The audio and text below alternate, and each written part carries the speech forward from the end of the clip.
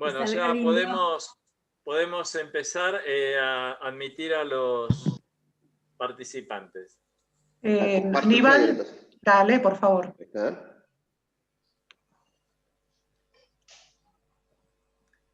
Bueno, van entrando los participantes para la última mesa de esta jornada. Vamos a esperar unos minutitos a que la gente se vaya acomodando. Esperar unos minutitos a que la gente se vaya acomodando.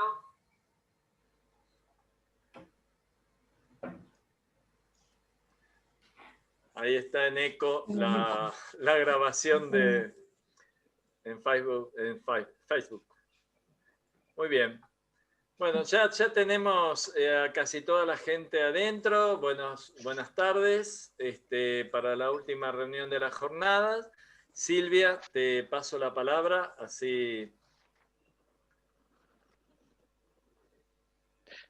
Bueno, bienvenidos, bienvenidas, muy buenas tardes. Vamos a iniciar esta última reunión de la jornada de la tarde de hoy. El nombre, el título de esta mesa es El analista y sus escenarios del impacto a la elaboración colectiva. Serán sus panelistas la licenciada Marta De Giusti y el doctor Marcelo Viñar. Antes de iniciar, algunas cuestiones formales de cómo vamos a organizar esta reunión. En principio, quiero presentar la revista digital, que es una producción de uno de los equipos de la escuela, que está saliendo a la luz en estos días. Es una producción de nuestra escuela. Es la revista digital cuyo nombre es Psicoanálisis ayer y hoy, la edición número 22. El título es Violencia, Incertidumbre y Trauma. Ya está disponible en las redes. Invitamos a todos a leer, interactuar y nutrirse de esta edición, que es muy rica, es muy interesante, y un especial agradecimiento a todo el equipo que la hizo posible. Así que los invitamos a visitarla. Bueno, volvemos entonces ahora sí. Les voy a comentar cómo vamos a trabajar en la mesa. En principio, lo que vamos a hacer, vamos a dar lugar a las dos exposiciones, mientras que se van dando los dos panelistas van a comentar sus reflexiones. Les voy a pedir que vayan dejando en el chat del Zoom comentarios o preguntas, tras lo cual, como venimos haciendo en cada una de las mesas, vamos a dar lugar, vamos a volver a los panelistas y en función del tiempo veremos cuántas tandas de preguntas y comentarios podremos realizar. Los micrófonos, les comento, van a permanecer silenciados para un mejor desarrollo del encuentro. A todos aquellos que nos acompañen por primera vez, les solicitamos que envíen a través del chat su dirección de mail para que podamos estar en contacto y mantenerlos informados de las actividades de la escuela. Bueno, largamos entonces con nuestra mesa. El epígrafe que la comisión organizadora pensó para esta mesa, justamente porque estamos hablando de la importancia de la tramitación desde una mirada de lo colectivo, tomamos una parte de la correspondencia entre Freud y Grodek del año 1925, donde dice lo siguiente el creador del psicoanálisis. Es muy difícil ejercer el psicoanálisis en calidad de solitario, pues se trata de una empresa exquisitamente comunitaria. Y en cualquier caso, sería mucho mejor que todos viéramos o habláramos en armonía, en lugar de que cada cual se limite a gruñir en su rincón. Bueno, algunos de los ejes de esta mesa, algunas de las ideas, reflexiones que estuvimos pensando para esta mesa, es de qué modo impacta este real traumático en el psiquismo del analista, en su quehacer clínico y teórico? ¿Cuál es el rol del entramado social entre analistas? La implicación del analista en las problemáticas sociales, las posibles intervenciones subjetivantes frente a la necesidad de lo social, y de qué modo, asimismo, nos incluye a los analistas la emergencia y la visibilización de la vulnerabilidad de eso social.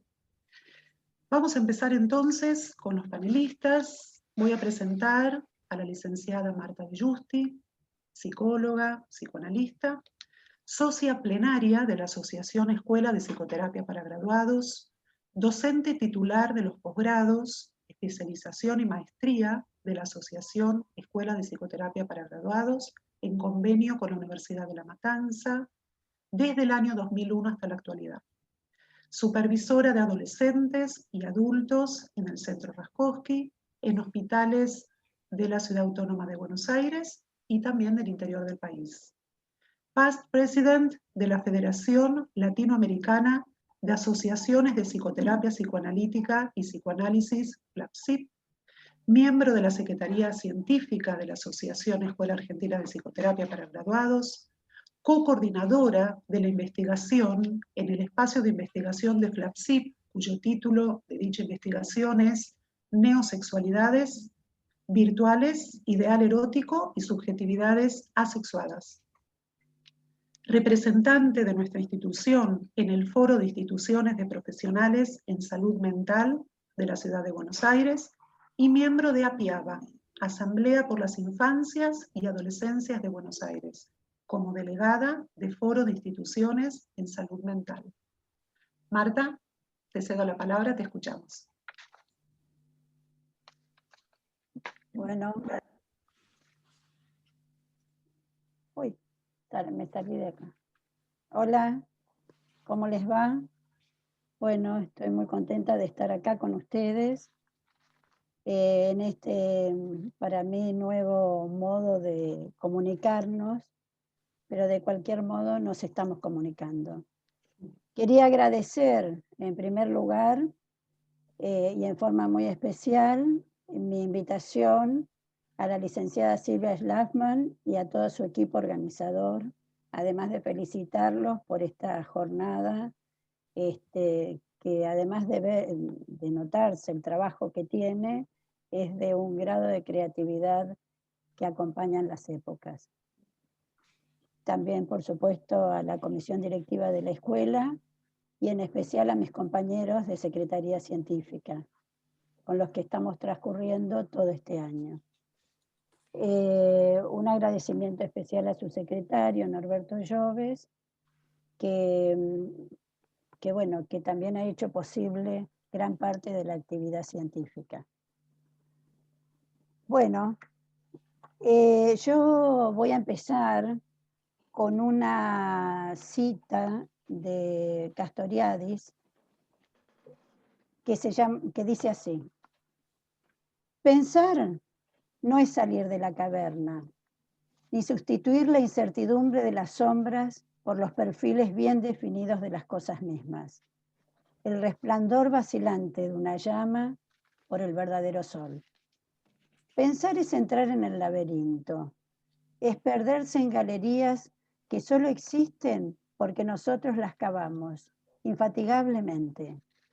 Dar vueltas en el fondo de un callejón sin salida cuyo acceso se ha cerrado tras nuestros pasos, hasta que este girar abre, inexplicablemente, fisuras factibles en el muro.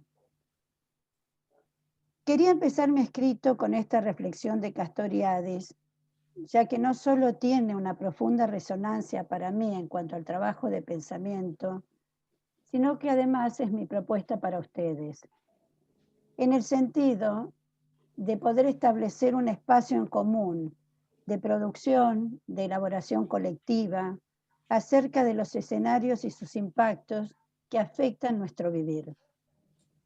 Entonces, el analista y sus escenarios del impacto de la elaboración colectiva. ¿Cuáles son los escenarios para un analista? Voy a tomar la idea de escenas, escenas de algo que está sucediendo, que nos está sucediendo en tiempo presente y que se nos muestra como un paisaje de acontecimientos que nos tiene de protagonistas impensados. Por supuesto me refiero en primer lugar a la pandemia, de la que no hemos salido y que no se avisora todavía cuándo saldremos ni cómo. Entonces, como introducción para hablar de los escenarios del analista, me gustaría reflexionar brevemente acerca de la época actual. Respecto de la pandemia, mucho se ha hablado sobre ella y solamente entonces me interesa poner de manifiesto dos características que son importantes para mí para hablar de escenarios. Primero, es que puso en primer plano a la salud en sus múltiples determinaciones, socioeconómicas, culturales, biológicas y psíquicas. Y otro elemento es la afectación global de este virus, donde todos los países quedamos extrañamente iguales, donde se puso de manifiesto cuánto daño global se había hecho a los sistemas de salud, mercantilizándolos y degradándolos tanto como a nuestra propia vida cotidiana.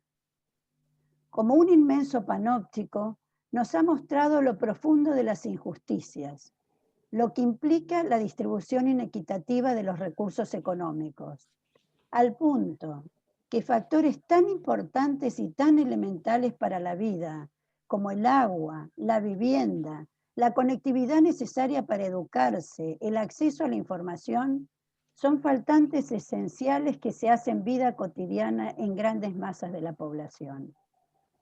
Realidades que yo no sé si estaban invisibilizadas, pero sí se nos aparecen muchas veces como fragmentadas, disociadas y dislocadas del conjunto al que pertenecen y o naturalizadas. De esta forma se ignoran sus señales. Fragmentos que no se pueden reunir.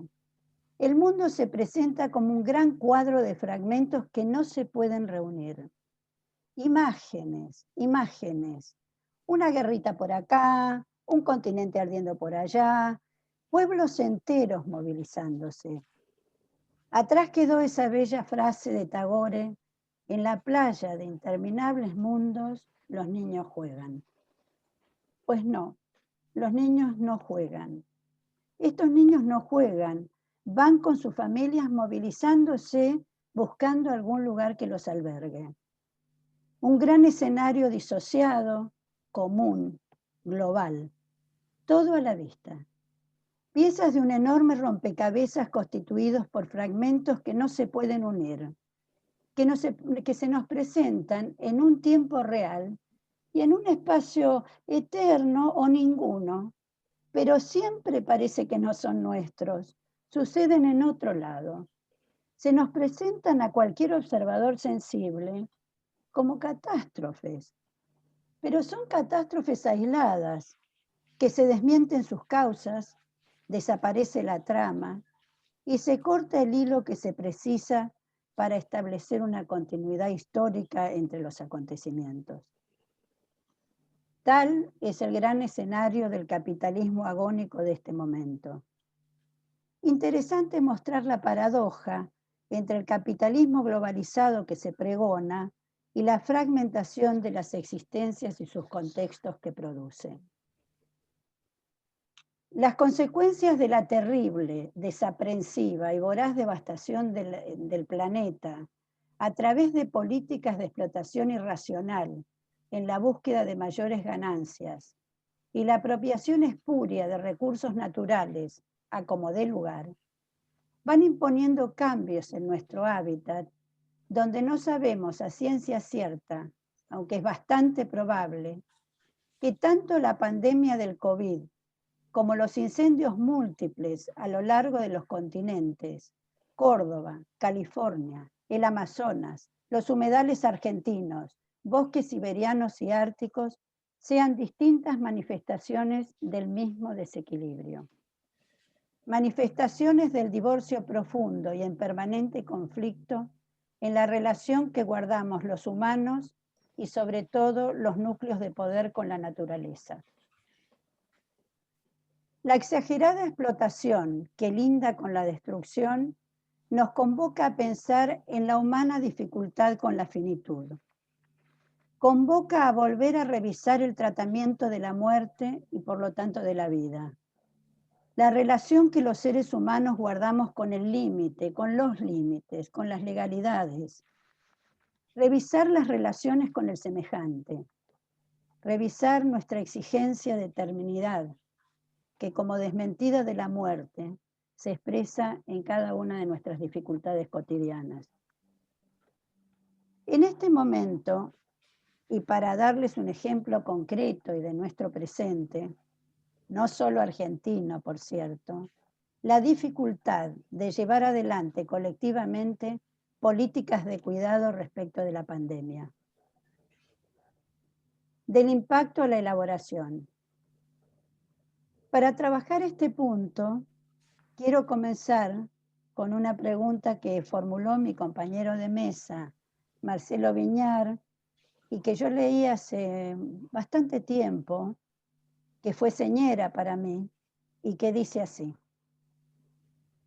¿cómo se articula la pequeña historia íntima de un sujeto singular y su novela familiar con las estructuras de la cultura que producen la gran historia colectiva y la escena política siempre acuciante del presente? Para mí esta pregunta tiene el valor de formalizar en una interrogación órdenes de realidades diferentes. Implica identificar sistemas complejos, establecer interdependencias e inteligibilidades entre el destino personal y el colectivo. Analizar cómo se entraman estos planos existenciales dentro del funcionamiento psíquico de un sujeto implica contemporáneamente, además de una apuesta ética, reflexionar sobre los modos en que el sujeto se constituye en ese entramado que determina su cultura. ¿Cómo se vislumbra el modo en que cada uno hace propio lo que le toca vivir? En nuestra clínica lo encontramos en los relatos que nuestros pacientes nos traen diariamente. Allí podemos ubicar una y cada una de las problemáticas que afectan una sociedad entramada en las vidas cotidianas singulares. Hoy más que nunca lo podemos constatar. ¿Y los analistas qué hacemos? Los analistas recobramos un espacio. Construimos espacios y condiciones para que un trabajo terapéutico tenga lugar. Y también construimos tiempo. Un tiempo donde sea posible la precud, que le dé cabida al pasado pasado, al pasado que no pasó, a los recuerdos, a los sueños soñados y a los sueños por venir, a la imaginación, a la historia, a la memoria. Y allí tejemos con nuestros pacientes una posibilidad de historizar. Elaboración que va transcurriendo en tiempos y espacios posibles y presentes, aunque sean virtuales. Excede los límites de este trabajo los efectos que el proceso dinámico de esta pandemia va produciendo. La manera en que quedamos afectados por la gran transformación de nuestros espacios vitales, de nuestras formas de trabajo y de nuestros intercambios. De ello viene dando cuenta de una manera profundamente sensible y rigurosa todos los colegas que me precedieron y que tuvimos como invitados en nuestro espacio científico. Solo quiero decir que me queda la impresión que vivimos cargados de exceso. Exceso de instituciones en los hogares, escuela, más trabajo, más familias, combinados con excesos de carencias, afuera y adentro. Intimidad, caricias, abrazos, cuerpos. Queda en evidencia como nunca la necesidad del afuera y del adentro con sus diferencias para la construcción del intercambio vital. Acerca de la elaboración colectiva. ¿Cómo pensar lo colectivo? Para esta compleja tarea preciso conversar con ustedes respecto de lo singular, porque no es sin esta dimensión que puedo proponer una forma de pensar lo colectivo.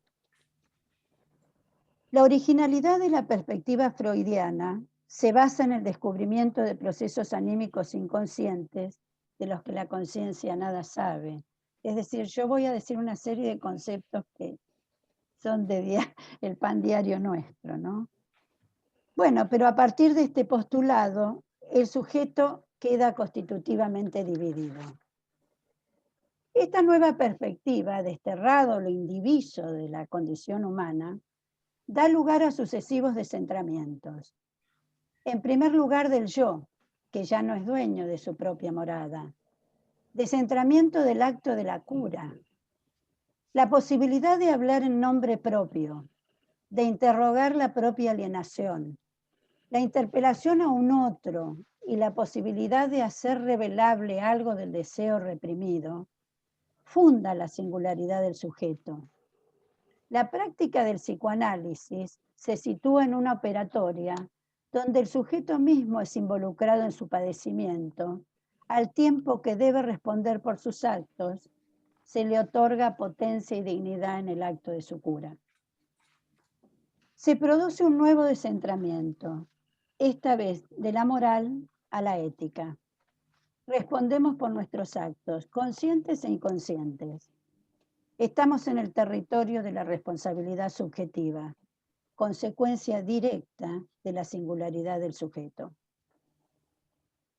Dicho todo esto, para mí era importante este punto para diferenciar entre singular e individual. Lo propio del psicoanálisis es lo no indiviso.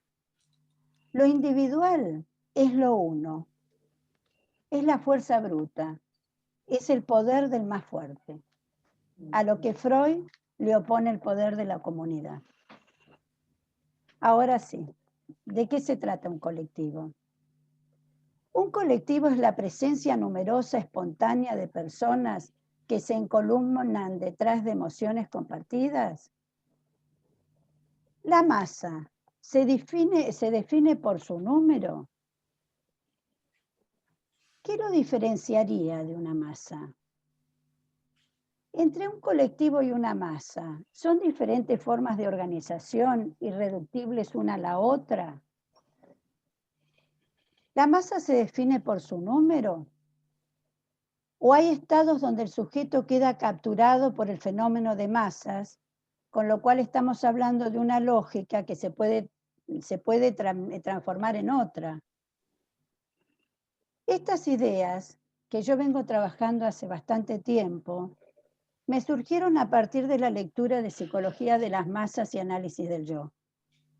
Cuando Freud nos dice que pertenecer a una masa es característico de la organización social humana y define un amplio campo de fenómenos que pueden ser comprendidos como tal. Ubica como eje para pensar esta diversidad la necesidad del ser humano de establecer regularmente vínculos con los otros que adquieren tal importancia que los denomina verdaderos fenómenos sociales y solo entran en oposición con procesos narcisistas, donde la satisfacción pulsional se sustrae al influjo de otras personas o directamente se renuncia a estas. Escuchemos a Freud.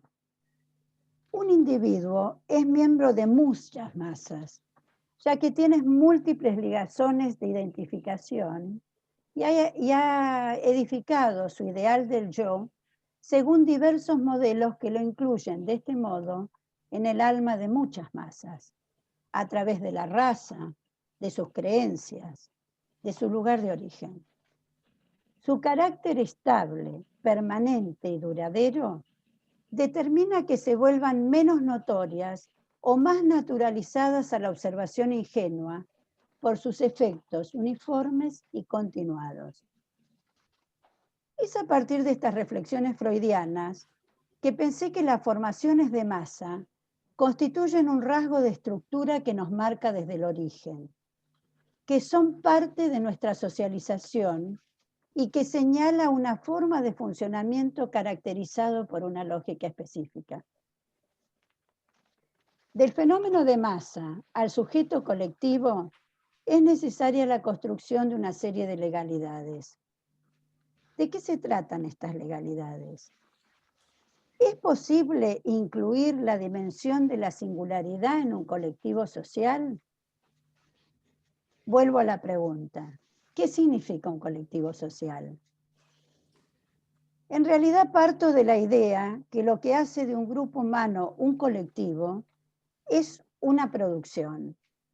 A partir de un objetivo común, de la necesidad de modificar aspectos de la realidad, comienza un trabajo, un intenso trabajo consigo mismo, con el propio grupo humano y con la realidad que se desea modificar. El primer trabajo es reconocer en el otro un semejante, en aquello que nos identifica, y también lo que en el otro es un desconocido radical para mí. Se ponen en juego los procesos de subjetivación y desubjetivación. ¿Quién es el otro para mí? ¿Un modelo? ¿Un rival? ¿Un enemigo? ¿Un amor? ¿Todo eso o un nadie, un desechable? Estamos entonces ante el tan mentado como resistido reconocimiento de las diferencias, momento fundante de la alteridad y también de un colectivo.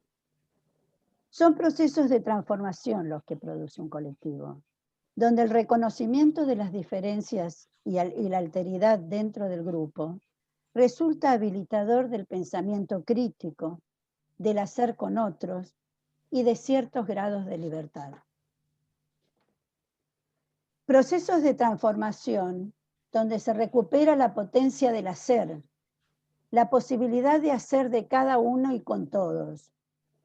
A diferencia de la masa, donde todos comparten la creencia que solo el líder salvador, ya sea se trate de una idea o de una persona, solo el líder salvador resulta el único capaz de llevar adelante una transformación, y en esa creencia, lo que es más grave aún, ceden sus voluntades al líder, anulando en el mismo momento tanto su singularidad como el poder hacer con otros. En mi opinión, se aliena así la potencia creativa humana. Voy a tomar un poco de agua.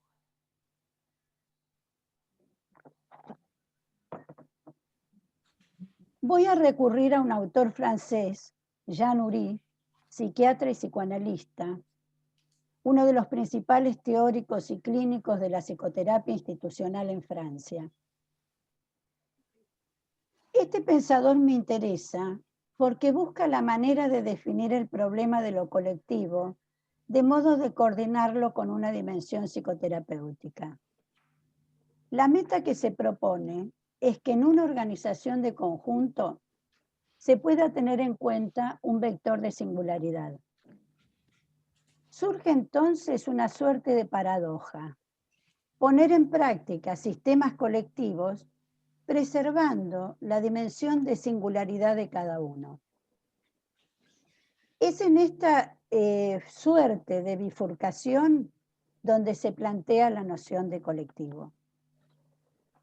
Desde esta perspectiva, propongo ubicar lo colectivo como un operador que permite una doble articulación en el lenguaje. La primera articulación es la que existe en la relación entre el Estado y el establecimiento de las instituciones, el establecimiento de sus instituciones. La segunda articulación es entre el tejido de instituciones, asociaciones, amistades, clubes, sindicatos, templos, iglesias, creadas específicamente para acercarse al singular, al cada uno. Les traje una pequeña viñeta para ilustrar lo que estoy diciendo. Un paciente, al que llamaré Renato, trabaja en una empresa de salud. de las que son consideradas esenciales a partir de la emergencia sanitaria y del comienzo de la cuarentena. Trabajaron desde comenzada la cuarentena supuestamente con precauciones. El otro día Renato comenta que en su empresa detectaron un caso de COVID y me dice con hastío, ah, son los de la. Ellos no se cuidan, no usan barbijos y el otro día hasta hicieron un festejo. Hisoparon a todo ese sector, o sea, la empresa hisopó a todo ese sector y el resultado fue que descubren 7 infectados más. Durante la sesión me entero que la empresa tiene 2 espacios físicos diferentes, el sector A y el sector B.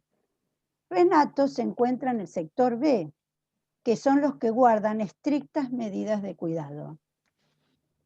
Yo pregunto si hisoparon a todos y me dice que no, porque ellos, los del B, casi no tienen contacto. Quiero subrayar el casi. La conflictividad entre los empleados va escalando y me llama la atención cómo la disputa queda confinada a los pares ante la ausencia de los directivos de la empresa.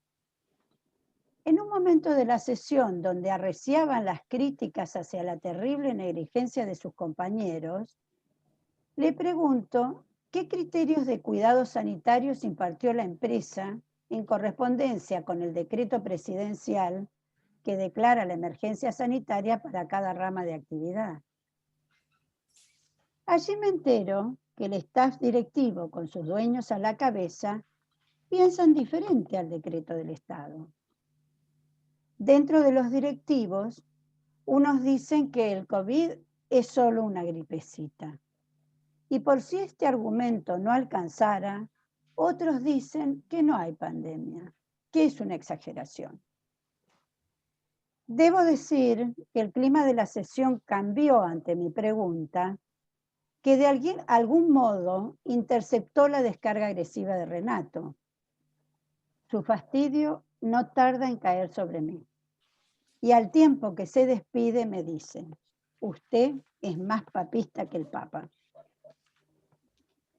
En una sesión posterior, Renato cuenta que dando un informe a los directivos acerca de la salud de la gente internada, les preguntó por las medidas de cuidado sanitario que había que establecer respecto al personal para evitar más contagios. Para sorpresa del paciente, como respuesta, fue consultado si el costo del hisopado y de las horas de cuarentena del personal infectado no debería correr por parte de los empleados, dado su negligencia en los cuidados. Esta vez Renato pudo contestar y contestarles que la empresa no había establecido ni impartido normativas al personal y entonces, ¿sobre qué norma pensaban establecer esa sanción? Evidentemente, algo había cambiado en mi paciente. Ahora, en esta viñeta vemos la doble articulación que les señalaba antes, entre, por un lado, el Estado Nacional, a través del decreto sanitario, con una institución determinada, en este caso una empresa de salud, y por el otro lado está la relación de la empresa con sus empleados singulares. Como parte de estas marcas singulares aparece la escena terapéutica. En esa bifurcación y en el conjunto que representa es donde vamos a ubicar lo colectivo. En este escenario, la desmentida y o ignorancia de las medidas de cuidado obligatorias parece precipitar el fenómeno de masas. Se impone la lógica del uno. Se trata de ellos o nosotros. Lógica especular binaria que transforma esta problemática en un fenómeno de masas donde quedan los empleados identificados por el rasgo. No infectados puros, los que hicieron las cosas bien, y los impuros infectados, que son los que hicieron las cosas mal. o sea, los buenos y los malos. Se produce una conflictividad entre pares en progresivo aumento que quedan así enfrentados. El enojo y el malestar no dejan lugar a la reflexión ni al juicio crítico. El sector infectado reproduce la actitud de transgresión o desafío de la directiva respecto de las leyes dictadas por el Estado. Al mismo tiempo, el sector que se cuida ignora las medidas preventivas que podrían protegerlo. Por ejemplo, se niegan a hisoparse. En resumidas cuentas, todos quedan en riesgo, desprotegidos e impotentes. Se observa cómo se construye un enemigo allí donde no se pudo desarrollar responsabilidad singular. No hay ellos o nosotros, sino los estragos que produce la ausencia de legalidad. Transformar las propias creencias en ley para todos es efecto de la desmesura pulsional puesta en juego. Es pretender que el malestar, producto de la renuncia a esta desmesura, lo carguen unos pocos. La actitud contraria podría establecer la responsabilidad colectiva como forma de abrir paso a la elaboración. En este contexto, ¿es posible restituir una legalidad que permita salir de la especularidad, que implique el reconocimiento que todos corren peligro, el peligro de contagiarse? El pasaje a la elaboración colectiva implica que como pares pueden compartir la responsabilidad respecto de aquellos que enfermaron. Los que enfermaron, renunciar a enfermar a los otros y acordar colectivamente las medidas de cuidado a exigir que se cumplan dentro de la empresa, dado que no se pueden cumplir cosas que tengan que ver con la creencia de cada quien. La muerte no es una contingencia. Para terminar, y que es lo que les quiero transmitir, le quiero transmitir la importancia de estar advertidos que el fenómeno de masas habita en las entrañas del lazo social como uno de sus núcleos más íntimos. Si bien es cierto que esta cultura propicia esta cultura de consumo, ¿no?, propicia determinadas formas de satisfacción, les traigo una buena noticia. No hay la cultura, hay muchas culturas.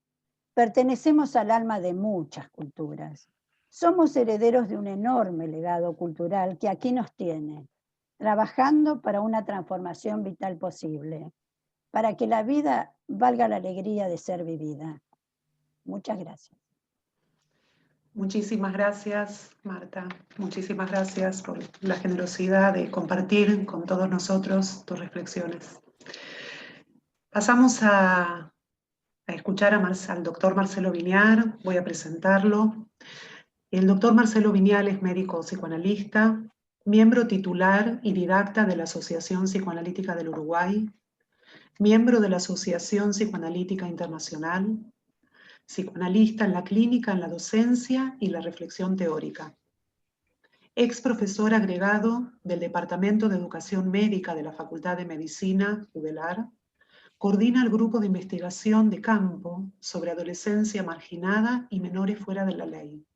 Fue presidente de la Asociación Psicoanalítica del Uruguay, APU, presidente de la Federación Psicoanalítica de América Latina, FEPAL, representante en la Junta Directiva de Asociación Psicoanalítica Internacional, IPA, asesor del Consejo Nacional de Educación en temas de convivencia saludable y prevención de la violencia, autor de numerosos libros, entre ellos Culturas adolescentes, subjetividades, contextos y debates actuales, y Mundos adolescentes y vértigo civilizatoria, de Editorial Noveduc. Marcelo, te escuchamos.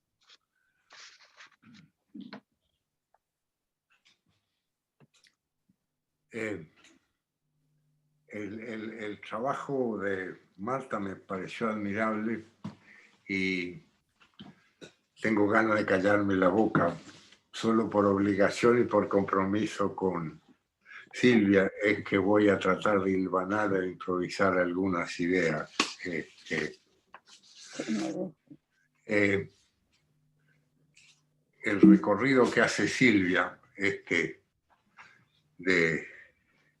empieza con Platón, salir de las cavernas, empieza con Castoriadis visitando a Platón con las cavernas y el laberinto. Me meto en el laberinto y voy a decir ideas seguramente muy deshilvanadas.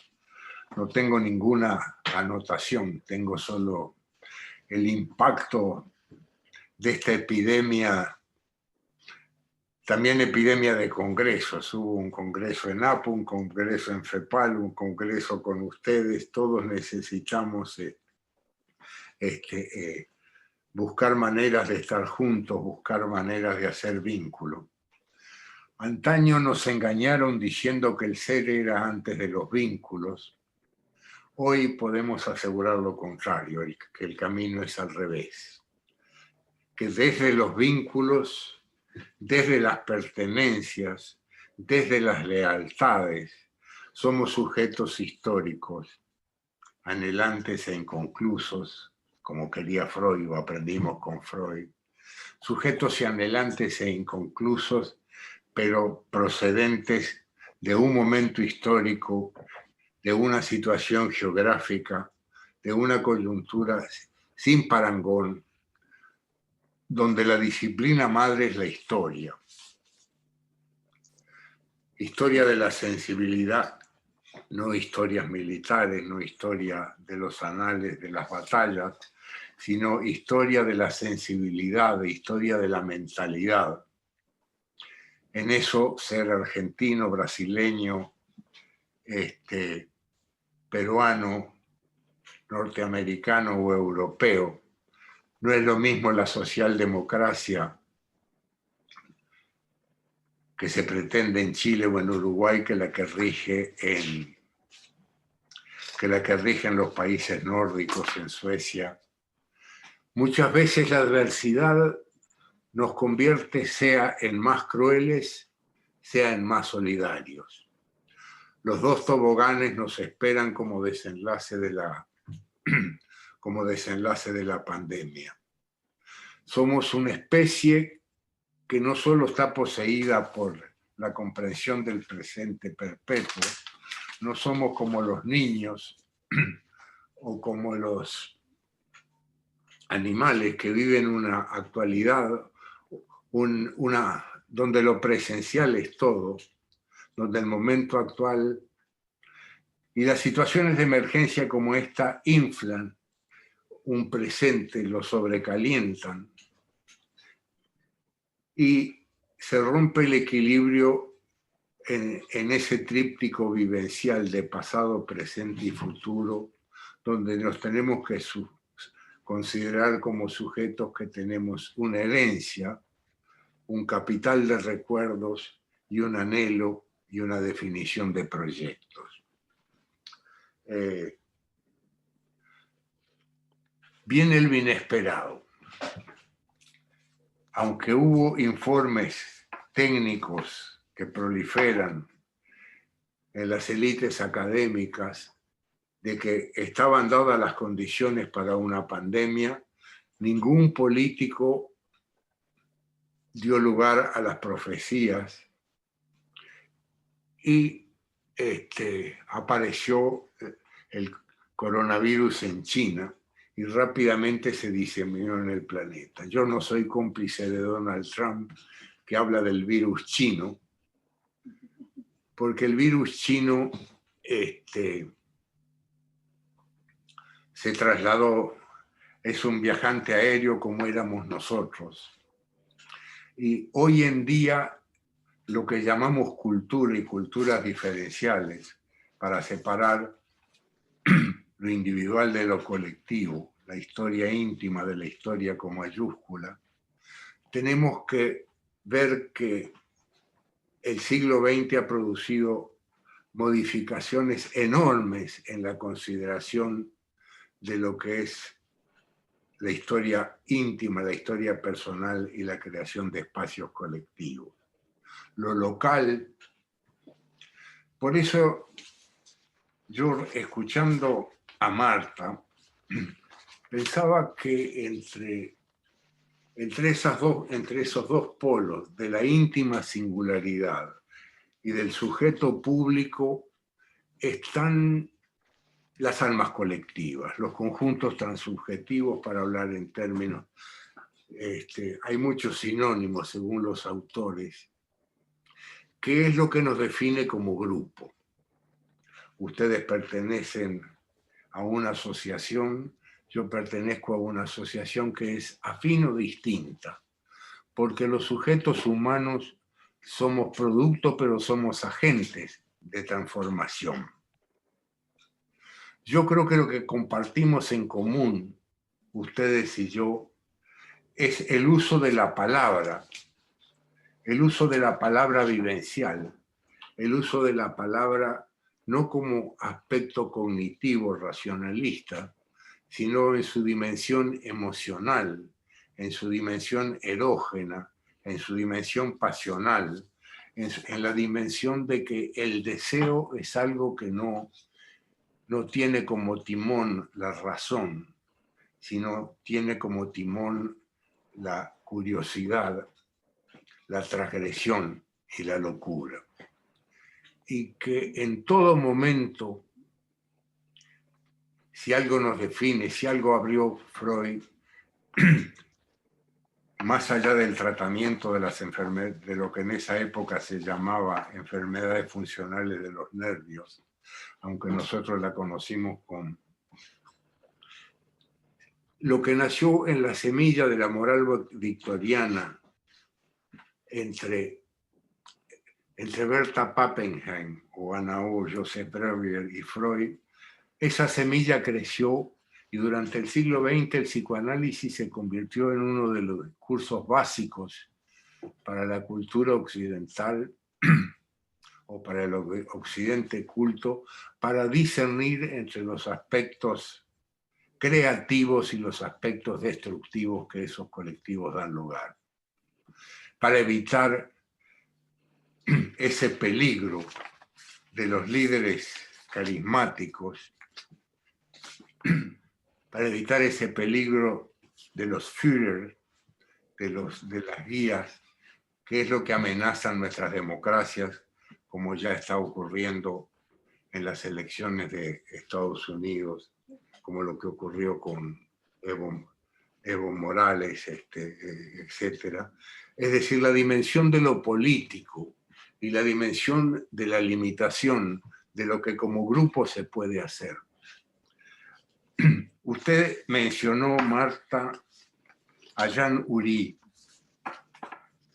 autor de La Borde a 11 du soir. La locura es nocturna, la locura es en la soledad de la noche. Yo disfruté de esa experiencia durante mi exilio, durante más de una década, no en la Borde, sino en la Chenet, donde una de las cosas que aprendí es la leyenda que funda la psicoterapia institucional. Son instituciones para ese extremo de la diferencia que llamamos los psicóticos, los esquizofrénicos. Los tratantes de ese... Yo venía con diplomas de psiquiatra del hospital de la noción psiquiátrica de alteración de la salud mental, y allí aprendí que cuando llegaba un secretario lo ponían en la cocina, cuando llegaba una enfermera lo ponían en el dormitorio, para restituir vínculos de reciprocidad y no vínculos de jerarquía. Porque en este mundo de especialistas, en este mundo donde la gente competente es la salvadora, esa creencia de un padre primordial, que desde hay epidemiólogos, hay economistas, hay cómo saldremos de la... ¿Quién tiene la respuesta a cómo saldremos de la pandemia? ¿Cómo va a haber un después de esta situación que no puede ser eterna, salvo una desaparición de la humanidad.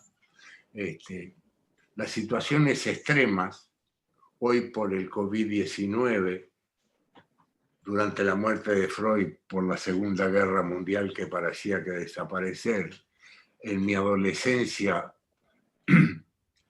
la Guerra Fría entre la Unión Soviética y los Estados Unidos, con el botón de la bomba atómica lista para disparar y hacer desaparecer el planeta.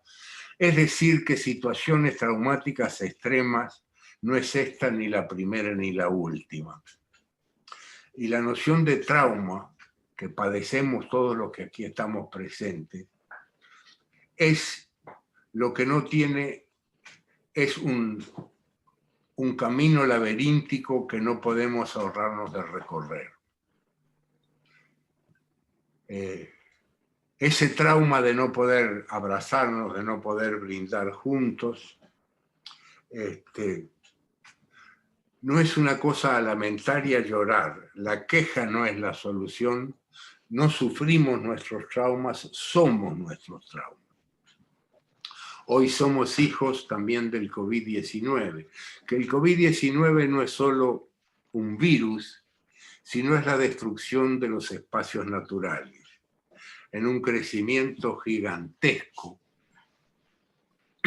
de la destrucción del planeta, de las quemas que citaba Marta Lustig y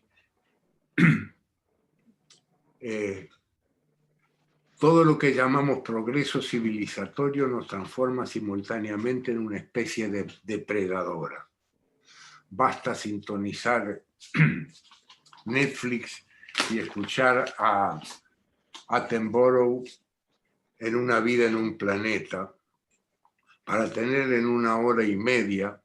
Yo es algo que les recomiendo que no pierdan esta película, de la devastación del planeta que precede y tiene un punto culminante en esta pandemia, en este 1.100.000 muertos, en esta centena de millones que han sido o serán infectados. Eso,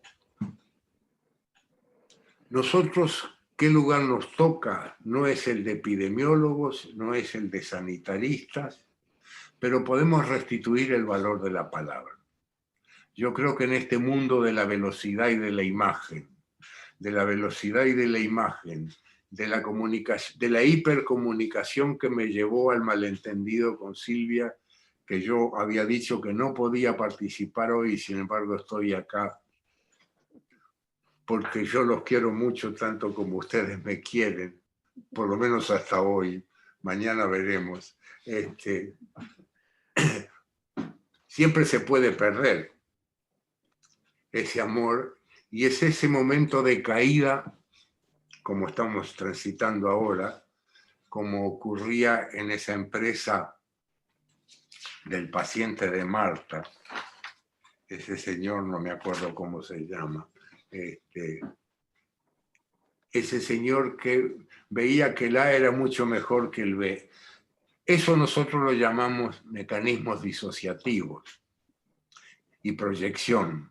Y es el pan nuestro de cada día, de eso vivimos, es nuestro oficio, es nuestro reconocimiento, y transmitir eso en el ascensor, en el consultorio, en la cocina, en todos los lugares donde estemos, y restituir esa, poder convencer en situaciones de reciprocidad que el pasaje de semejante enemigo es una puerta siempre abierta.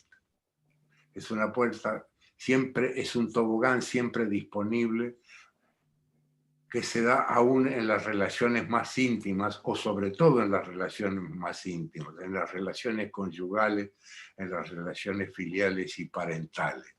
Todos tenemos los padres a los que amamos, casi todos. También tenemos los padres del resentimiento. Tenemos infancia donde coexistían lo que vivíamos con los sueños diurnos y las ficciones. No hay valor objetivo de la palabra. Toda descripción de la realidad es parcial, es fragmentaria, siempre hay un resto incognoscible, siempre hay un ombligo del sueño que nos deja en la incompletud. A eso alude la definición freudiana de sujetos incompletos que somos. Yo no voy a hablar mucho más, simplemente que las fronteras de lo endógeno y de lo exógeno en la producción de subjetividad, en la generación de psiquismo, yo no abundo en eso porque Marta lo hizo con pertinencia, y para reiterar lo que ella dijo de manera improvisada no es necesario.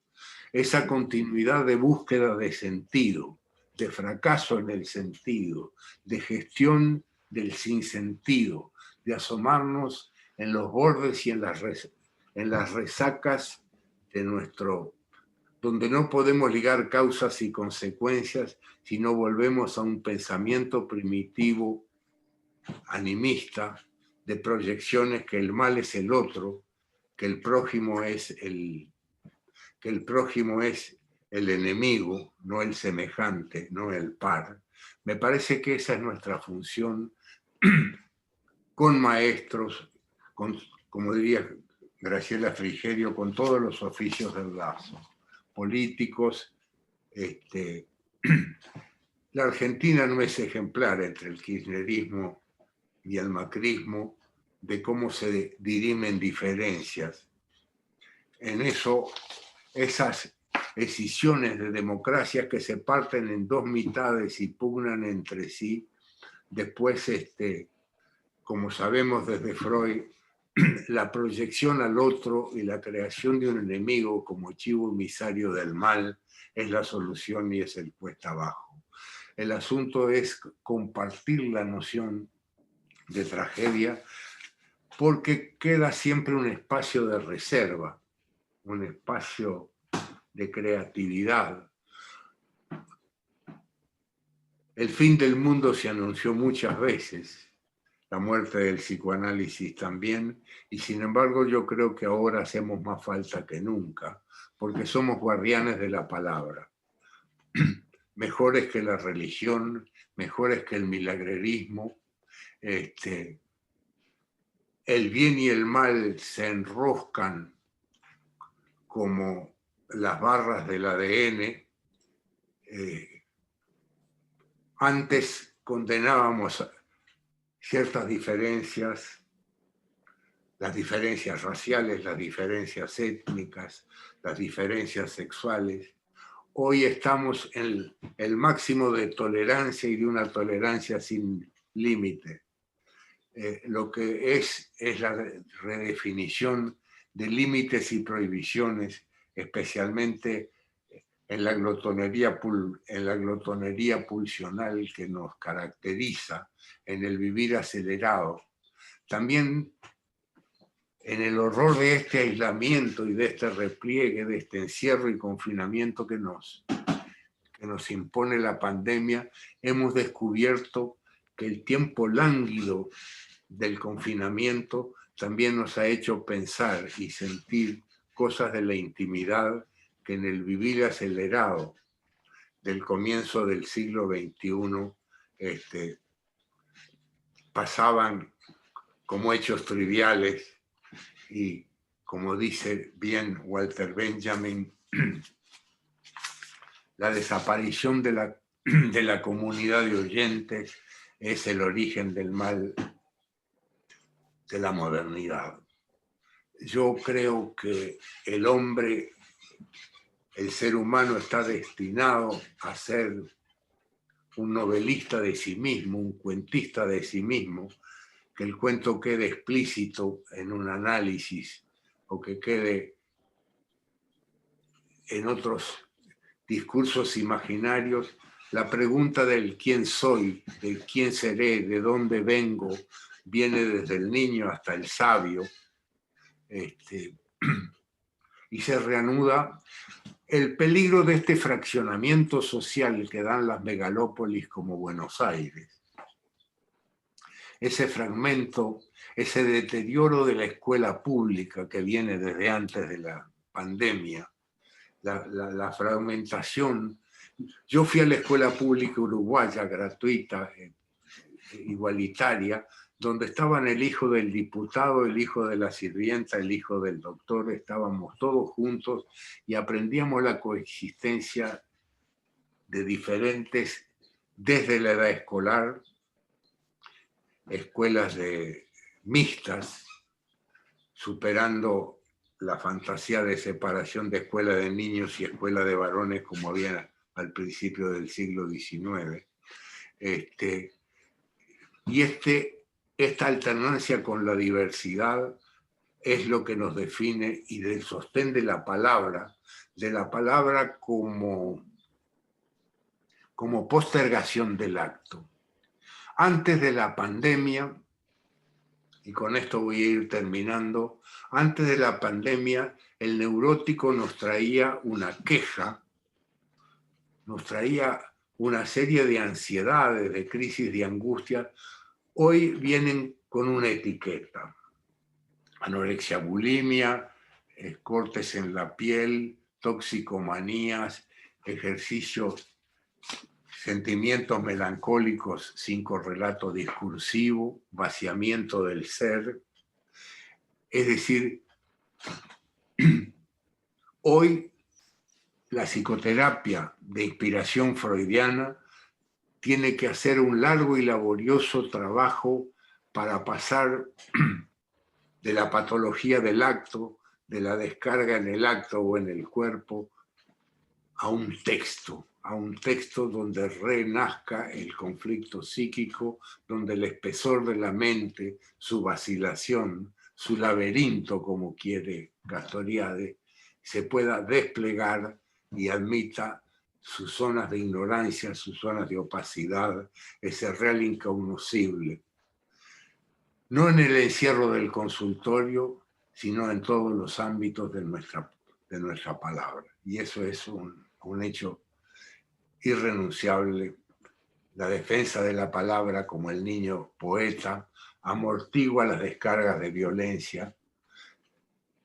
Y como dice Winnicott en Deprivación y Delincuencia, yo he inventado la frase de que ser alguien para alguien es tan necesario como alimento para el alma, como es el agua y el alimento para el cuerpo material. Y hay muchos seres humanos en la desigualdad de hoy, una desigualdad obscena como tenemos en América Latina, entre burguesías y sectores de pobreza y de indigencia, que tal vez hay que transmitir a nuestros hijos y nuestros nietos. Por ahora el modelo más cercano que tenemos es el de la socialdemocracia, ya que las revoluciones de inspiración marxista-leninista terminaron en un horror tan grande como el fascismo. Por acá me voy a detener, Silvia, y espero no haberlos aburrido demasiado. En absoluto. Gracias, Marcelo. Hay muchas felicitaciones, preguntas, comentarios. Les propongo lo siguiente: yo voy a ir leyendo por grupitos de preguntas, voy a volver a ustedes. Tengan en cuenta que cada uno tendría como unos minutos para poder responder, y luego volvemos de nuevo a resolver. Se ve que es mi deseo, en todo caso, ir viendo cómo se pueden resolver tantas cosas que están pasando y que parecen de tan difícil resolución. Y después vamos si tenemos tiempo, ojalá, a una segunda tanda de comentarios y preguntas. Bueno, inicio. Osvaldo Malz. Si bien hay preguntas que están dirigidas a uno de los panelistas, las voy a hacer extensivas porque hay muchas que se repiten en algunos aspectos, así que se las voy a plantear a los dos. Si la elaboración psíquica singular requiere de la puesta en palabras, memoria e historia, ¿cómo piensan las condiciones específicas para la elaboración colectiva? Vilma Maratea. ¿Nuestra práctica sería el hilo de Ariadna para salir de este laberinto caótico? ¿Podrían ampliar la idea de relación colectiva, preservando la singularidad, estando dentro del contexto pandémico y del ASPO? Pregunta de Alicia Levin. ¿La elaboración colectiva podría limitar el negacionismo o bien desmentida, ya no como protectora, sino exponiendo al sujeto como a Renato, en el caso de Marta? Y de Graciela Coan. ¿Cómo piensan la pulsión de dominio que se ejerce sobre los otros y otras? Hay un comentario de Estela Maidac, y bueno, agradece las exposiciones y por mostrar el compromiso ético de las intervenciones y la responsabilidad como un tema crucial. Bueno, dejamos acá, volvemos a ustedes. Marta, ¿querés comenzar? Bueno. Bueno, primero voy a ir como por orden, en la medida que pueda contestar por orden. Bueno, respecto de lo que dice Osvaldo, vino en mi auxilio lo que dice Marcelo. Marcelo habló de un capital de recuerdos. Yo pienso que una de las primeras cosas que tenemos que pensar es en la colonización de la subjetividad que venimos, a lo que venimos siendo sometidos, para hablar del entramado con la cultura. O sea, por eso traje esa extensa cita de Freud, respecto de la idea de que pertenecemos al alma de muchas masas, pero lo que él trabaja como masa son las creencias, pero también son la raza, la clase social, es decir, las pertenencias, las filiaciones. Es decir, que tenemos un capital de recuerdos colectivos. Ahora, hay una gran dificultad para salir de, podríamos decir, de procesos narcisistas, si quieren, que es lo que más atenta contra lo colectivo, que está colocados en figuras sociales, el meritócrata, el self-made man, la rivalidad con el otro, etc. Yo creo que en realidad lo más importante es rescatar un punto de singularidad, en el sentido de para poder hacer una línea histórica con lo colectivo. Lo singular no está opuesto a lo colectivo y nosotros tenemos mucho de colectivo porque en realidad nos formamos dentro de colectivos. La escuela, es decir, las distintas instituciones que representan lo que nos han formado, con nuestros amigos, enemigos, etcétera. Es decir, todo el tiempo. Entonces, a mí me parece, hoy había Graciela Coan, trajo un artículo hermoso de Freud acerca del creador literario, y en ese artículo Freud nos muestra que tanto el pensador como el creador literario encuentran sus fuentes en el pensamiento colectivo. O sea que el pensamiento colectivo está ahí. Nosotros tenemos que, ahora por ejemplo, nosotros estamos trabajando colectivamente. Todos estamos trabajando sobre nuestras huellas, sobre nuestras percepciones y sobre las preguntas que ustedes nos hacen. Entonces, tanto el pensador como el creador literario, como les decía, que encuentran las fuentes en el pensamiento colectivo, que se conoce de muchas maneras. Eso es para contestarle a, no sé si le contesto, trato de contestarle a Osvaldo. Sobre el hilo de Ariadna, me parece muy interesante porque yo pensaba que hay una circularidad de las catástrofes, que es lo que intenté de poner de manifiesto, y que sí hay un hilo de Ariadna, ¿no? Como en el laberinto y como con Teseo. Me parece que el hilo de Ariadna es lo que estaba trayendo Marcelo, ¿no? lo que le comenté a Marcelo en un mail que le escribí, es que yo estoy en conversaciones con él, aunque él no lo sepa, hace mucho tiempo. Entonces, lo que me parece que es esto, el hilo de Ariadna es el hecho de poder establecer esta idea de que en realidad no hay tal fragmentación. Es decir, tenemos una fragmentación, disociación propia del vivir, pero me parece que la palabra, me parece que la memoria, me parece que la memoria, ¿no? que por lo menos en nuestro país ha llevado a restablecerla el trabajo enorme de muchísima gente, pero que también es lo que permite justamente ese hilo de Ariadna que nos permite hacer una continuidad histórica entre el pasado, el presente y alguna posibilidad de futuro. Es decir, no incluirnos, no darle tanto poder de incluirnos en ese estar fragmentados en los que cada uno ocupamos un cuadradito, ¿no? Parece un poco esto, pero en realidad nosotros sabemos que no es así. Entonces, esto hay que recuperarlo, que no es así. Esa es la segunda. La elaboración colectiva a mí me parece una cosa fundamental. Yo creo que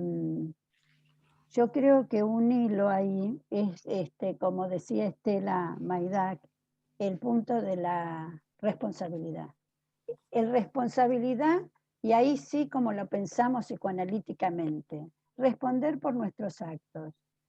A mí me parece que la posibilidad de lo colectivo está en todo el tiempo. Nosotros todo el tiempo estamos armando colectivo, los equipos.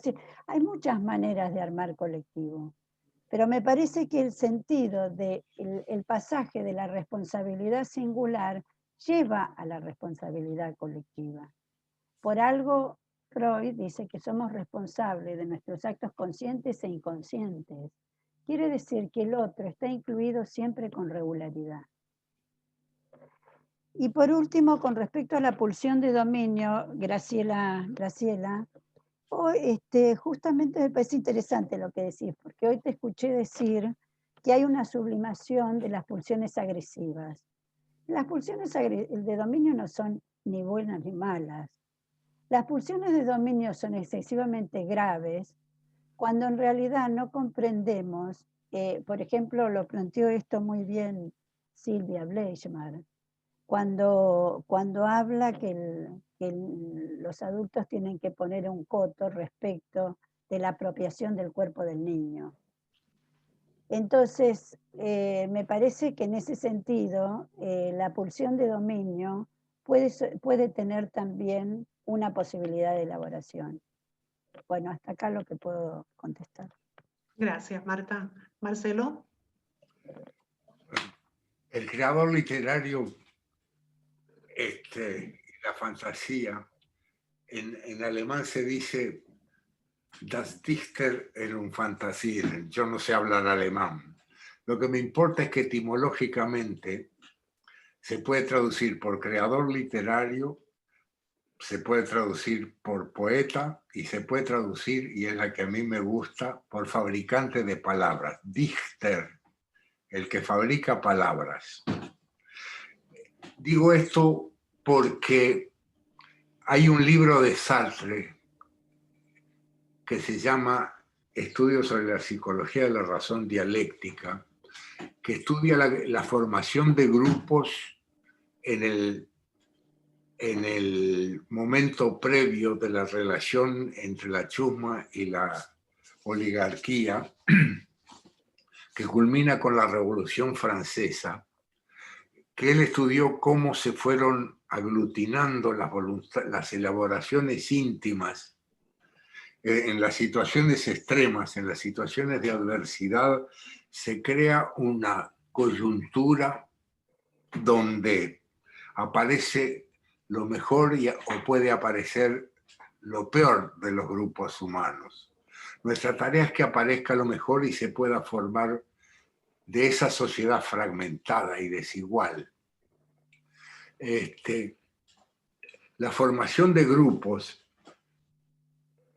ya que trajeron en la historia de la psicoterapia institucional, en la región más pobre de Francia, en el macizo central, en la Cevennes, existía el manicomio más regresivo de la psiquiatría, la peor porquería hasta la Segunda Guerra Mundial, donde desaparecieron los médicos, desapareció la financiación estatal y la gente empezó a morirse de hambre y de frío. Entre los 1000 pacientes esquizofrénicos apragmáticos y el pueblito de 1000 habitantes de ese lugar. Uno de los enfermeros de ese pueblo fue a hablar con el oficial nazi, no todos los nazis eran igualmente horribles, y se enteró de que había un psiquiatra catalán, Francesco Tosquelles, que estaba en un campo de concentración orquestado por los escapados de Franco. Ellos dos generaron un espíritu comunitario entre el pueblo, entre los esquizofrénicos y los tratantes, restablecieron una horizontalidad, una reciprocidad de los vínculos, donde se escondían además resistentes, los maquillar por el frío, obligaban a los pacientes psicóticos a moverse. Y la única ley vigente era el que no trabaja, no come. Entonces, para que en las inspecciones del ocupante nazi no se dieran cuenta de la diferencia entre el pragmatismo del psicótico y entre el pragmatismo del psicótico y la actividad del maquillar, se realizó una especie de mimetización por el temor entre los resistentes y los esquizofrénicos, que dio lugar a otro lenguaje en la horizontalidad y no en el dominio de la capacidad del saber. Yo creo que esta leyenda o esta verdad histórica que hizo que hicieran hacer esta institución postmanicomial de la psicoterapia institucional, de la que Uri y otros, Uri, Deleuze, Nancy Deleuze, que también estuvieron allí, donde se aprende, donde la mimetización con los que tienen una relación con la locura diferente también son capaces de enseñarnos algo. Yo creo que no sabemos cómo elaborar colectivamente esta salida de la... pero confiamos que la palabra y el vínculo y que esta reunión, entre muchas otras, nos ayude a la pérdida, a desaparecer de nosotros mismos, porque la grupalidad, la pertenencia, la copertenencia, el ser alguien para alguien es decisivo en la salud mental. Nada más. Muchas gracias, Marcelo. Voy a leer algunas preguntas más. Hay muchísimas, pero por una cuestión de tiempo no vamos a poder abarcarlas todas. Lo que les propongo es lo siguiente. Yo les voy a leer algunas preguntas y los voy a invitar a que puedan responder de manera, si se les parece, algún eje específico de ellas, como para tener tiempo que ambos puedan transmitirnos las reflexiones y ver si podemos continuar adelante. De Lorena Biazón. La lógica del uno, ¿es la lógica de, entre comillas, uno? Digo, de lo más profundo y asocial que hay en uno, versus el trabajo en cultura. Miguel Toyo, me quedé pensando en si podemos pensar lo colectivo también como un operador interno del sujeto. ¿En qué medida reconocer los modos subjetivos de lo colectivo nos permite intervenir en la clínica con mejores herramientas. Una inscripción de lo colectivo, como fue identificado por Freud con la religión, los instituidos sociales y, desde luego, el lenguaje. Inés Burgui. La cultura es lugar de malestar, pero también contiene condiciones para la elaboración y la salida hacia el otro. ¿Consideran que lo colectivo es clave en este sentido? Dos más. José Cernadas. En lo colectivo, cuando pensamos en el cuidado de los otros singulares, planteado como algo pautado, protocolizado, no se contradice con la necesidad de que en los hechos el cuidado se va construyendo en la participación activa de los sujetos singulares en la actividad concreta. Lo directivo corre el peligro de anular la potencia del sujeto singular. Y por último, de Daniel Weisbrot. La masa aliena y el colectivo subjetiva. Marta, en tu viñeta, tu intervención cuestiona la alienación y de allí el efecto subjetivante. Me preguntaba, ¿cuánto favorece la alienación de tu paciente el riesgo de quedarse sin trabajo si él se pone a interrogar a sus jefes? Les voy a pedir a cada uno de ustedes intentar ver si pueden responder en unos minutos. Empezamos por Marta. En unos minutos responder qué, por ejemplo.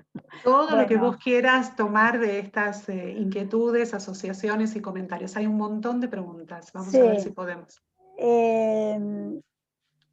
Yo creo, primero quiero decir que creo que el malestar es el malestar es el fundador de la cultura, en el sentido que es la renuncia lo que produce malestar. Ahora, la renuncia pulsional, las dos primeras ya sabemos. Safwan, por ejemplo, dice que la primera interdicción que produce cultura es la interdicción del asesinato, y después ubica la interdicción del incesto. Pero entonces, me parece, digo porque así tomo lo que pregunta Lorena Biazón, cuando dice la lógica del uno y lo uno, ¿no? Yo lo pienso en el sentido de lo que Freud habla en Pegan a un niño. Es decir, un lugar para dos, esa es la lógica del uno. Por eso, o ellos o nosotros. En esa lógica de lo que se hace presente es que si es o ellos o nosotros, en realidad hay una lógica del exterminio ahí, porque no hay dos lugares, no hay posibilidad de pensar, no es que no lo haya, no hay posibilidad de pensarlo, como ocurría en esta empresa, pero respecto de los empleados. El problema es que quedaban todos, absolutamente todos, en el mismo grado de riesgo. Entonces, lo que quiero decir con esto es que no es cierto que eso vos o yo. En realidad, ahí la única posibilidad es vos y yo a ver qué decimos para que nosotros podamos tener ciertas normas que nos protejan por lo menos dentro de la empresa. Después se verá. Entonces, a mí me parece que ahí quería seguir contestándole a Inés, que por supuesto, ese es el malestar. El problema es cuando hay gente que supone que la renuncia es para unos pocos y los demás tienen que tolerar la renuncia, hacerse cargo de la supuesta libertad individual. La libertad individual es contracultural, es absolutamente no hay libertad individual, en el sentido de que siempre es necesaria una renuncia para que no se destruya la cultura. Después, a partir de ahí, es posible generar, primero tenemos grados de libertad, el hacer con otros, es decir, todo esto que fuimos desarrollando y que también Marcelo estaba diciendo. ¿Qué otra pregunta hay? Que no me la acuerdo. Lo que dijo Miguel Toyo, yo creo que sí que es así como dice Miguel. Yo creo que hay, que lo colectivo está nosotros, lo dije antes, porque nosotros estamos formados dentro de muchas situaciones colectivas. Ahora, de ahí a que se releve es otra cuestión, y se estimule y se impulse es otra cuestión. Por ejemplo, fíjense como esto que le produjo tanto fastidio a Renato, que yo en verdad pregunté para ver cuál era la ley sobre la que estaban trabajando, y que en verdad también le salía al cruce porque la agresión era enorme respecto de... Y ahí está la lógica del uno. ¿Eso vos o yo? Y la verdad es que no es o vos o yo. Entonces, me parece que en ese sentido es necesario un tercero de apelación para que se produzca otra lógica. No me acuerdo las otras preguntas. ¿Te parece? Pasamos a Marcelo. Sí, una sola cosa, Dale, que dale. acá estoy leyendo que dice, acuerdo con José Cernadas respecto de que, en el sentido de que por supuesto que cada vez los equilibrios, dice Freud, cuando habla de la comunidad, que es el hecho de juntar fuerzas, Freud dice que siempre se va en la comunidad, el equilibrio es inestable. Siempre se va a volver a repetir esta idea de poder de unos sobre otros. Claro, yo creo que hay que trabajarla. Ahora, si esto se burocratiza, como pasa, o se protocoliza, el protocolo no lo quiero por ahora tocar, porque el protocolo tiene que ver con con políticas de cuidado respecto de la pandemia, pero sí la burocratización es justamente lo que decía Marcelo, que rompió con la ilusión del comunismo, es decir, con que haya otro sistema posible de liberación. En realidad se convirtió en un terrible desastre cuando se burocratizó, unos en el poder y otros sometidos. Y lo de Weisroth, lo de Danielo, yo no sé, vos sabés, no sé, Daniel dice que cuánto favorece la alienación de tu paciente el riesgo de quedarse sin trabajo si él se pone a interrogar a sus jefes. La verdad es que primero mi paciente tenía que interrogarse él. Porque por supuesto que hay algo que tiene que ver con la dificultad con la legalidad que uno lo trabaja en forma singular. En ese sentido yo creo que hay posibilidades de inventar o de crear, a ver de qué forma se puede pensar estas verdaderas encrucijadas trágicas que tienen que ver con la falta de trabajo o con el hecho de la desocupación estructural. Pero bueno, es una larga charla. Marcelo. Yo voy a ser reiterativo porque coincido mucho con lo que dice Marta. No hay un... Voy a ser imperativo y reiterativo. No hay uno. Yo aprendí con José Blecher que el sujeto aislado no existe, salvo su cuerpo para nacer o para morir o para enfermar. Pero de todos modos estamos ausentes del momento de nuestro nacer y de nuestro morir. O con Winnicott cuando dice que el bebé solo no existe, que el bebé solo no existe, que existe la diada madre-niño. Entonces, el número básico de la singularidad es el número 2. Yo y otro. Y el otro puede estar afuera y puede estar adentro. Antonio Machado dice, siempre dialogo con el hombre que siempre va conmigo. Y yo descubrí esta cita de reflexiones de Chillida, de Eduardo Chillida, un escultor vasco, que les voy a leer. Porque el objeto de amor debe llamar al contradictor. objeto de amor debe llamar al contradictor. Ese interlocutor interno o exterior interrumpe la continuidad del monólogo para permitir la pregunta y impulsar el desconocimiento y reconocer la importancia de No se entiende. Marcelo, ¿podés volver a leer? Porque hubo una interferencia en el sonido. Lo tengo que encontrar entonces. Mucho gusto. A mí me gusta mucho esta cita.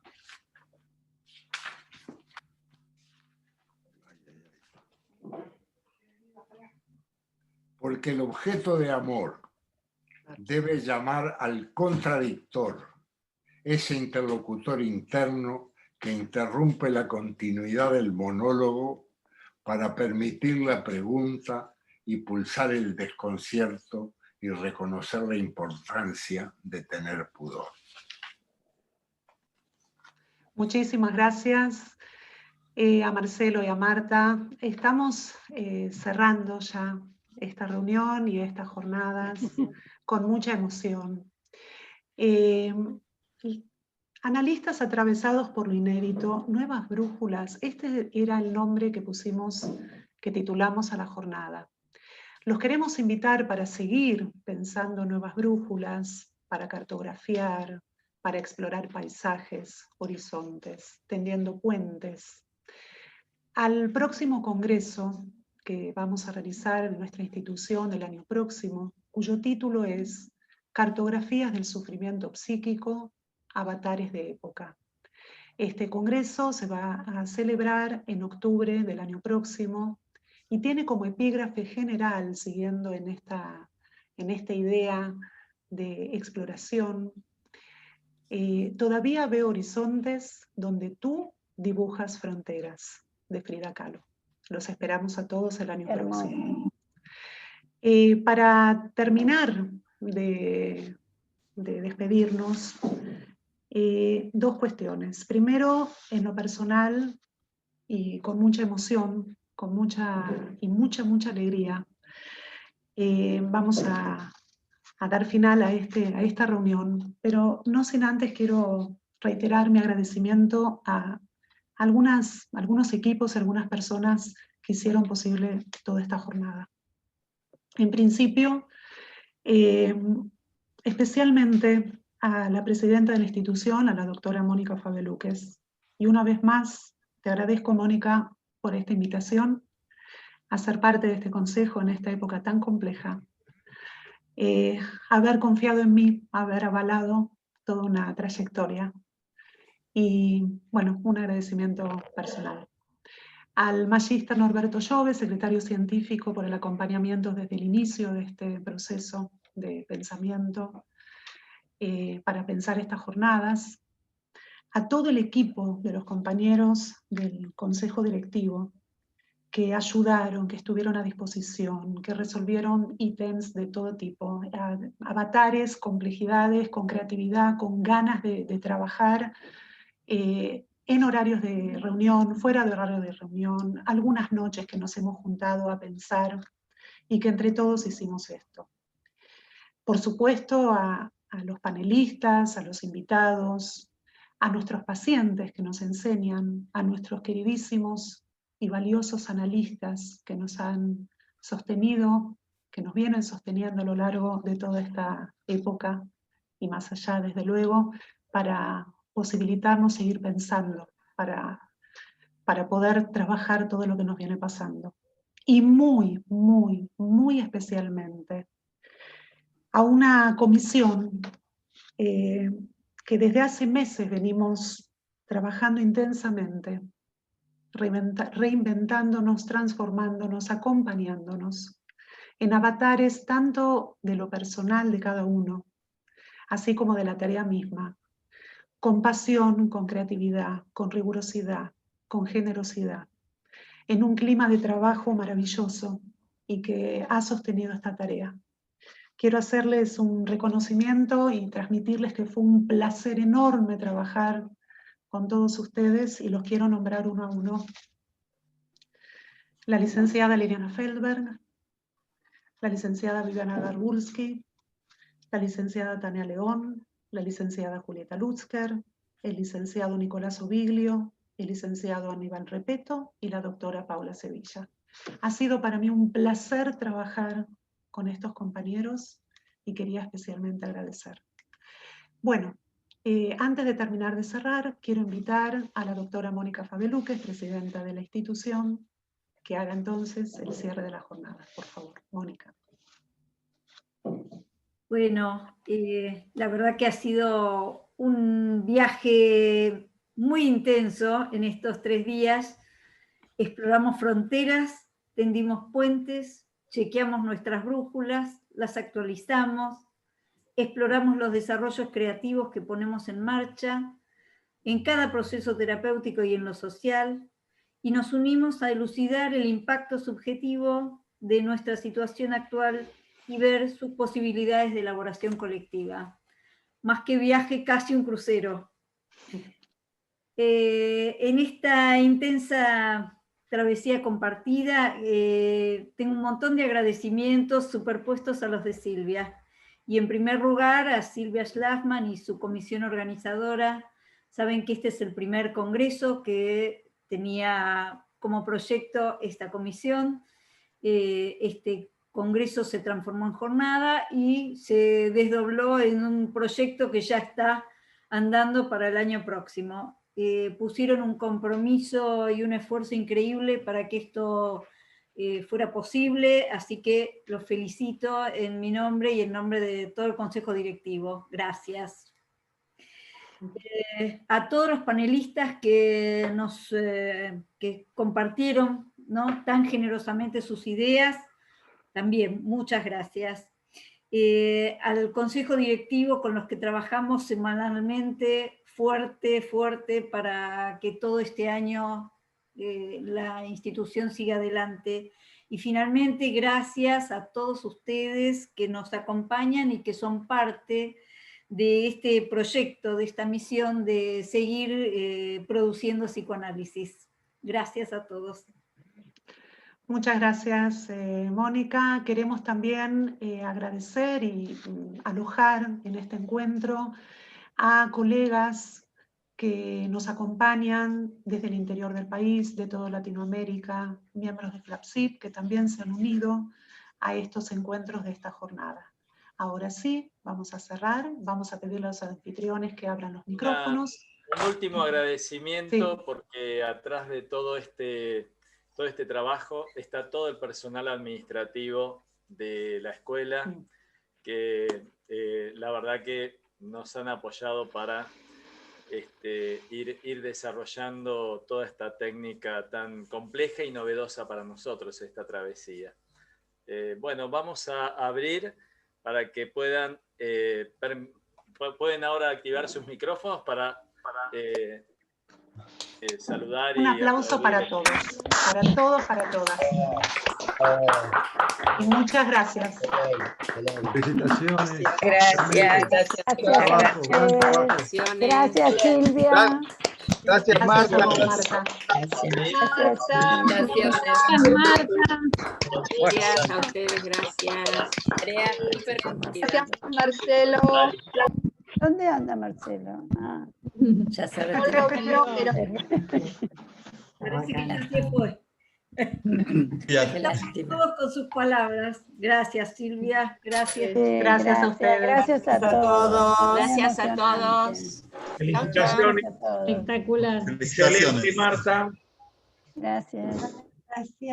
Marta, excelente. Felicitaciones a todos. Gracias a usted. Gracias. Un abrazo. Felicitaciones. Muy bueno, Marta. Felicitaciones, Marta. Gracias. Muchísimas gracias.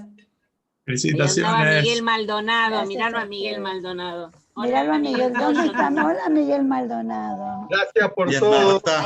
Ahí está arriba Miguel Maldonado, mira. Sí, acá lo tenemos. Ya le caigo el Tengo al lado próximo tuyo, año. Ali. Bueno, voy a cerrar la transmisión en vivo y... ¿Sí? Dale. Gracias, Un abrazo, Norberto, por todo. Norberto, Gracias. gracias por todo. Gracias. Y voy a cerrar la grabación. ¿Sí? Vale. Muy bien.